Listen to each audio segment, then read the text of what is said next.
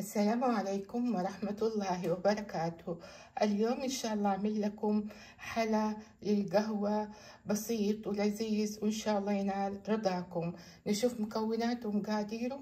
أول حاجة عندي هنا كاستين كورن فليكس، هذا الحجم الصغير القاسي، وعندي علبة حليب مركز 397 غرام، يعني تعادل كاسة، وعندي نص كاسة اللوز هذا البشري، أسلقه وأقشره وبعدين أقطعه إلى شرايح رفيعة وحمره في الزيت بيصير كده لونه ذهبي. أو إذا عندك اللوز الصنوبري خدي منه نص كاسة وحمريه في شوية زيت وصفيه. عندي نص كاسة جوز الهند أو نارجين مبشور. هذه هي مكوناتها ومقاديرها. نبدأ على بركة الله ونشوف كيف الطريقة.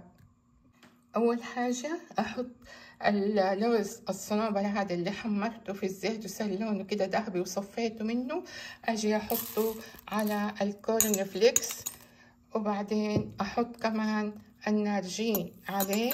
بسم الله على بركة الله، وأقلب الجميع بشويش باحتراس عشان لا يتكسر الكورن فليكس. أبغى حباته بتكون صحيحة وسليمة.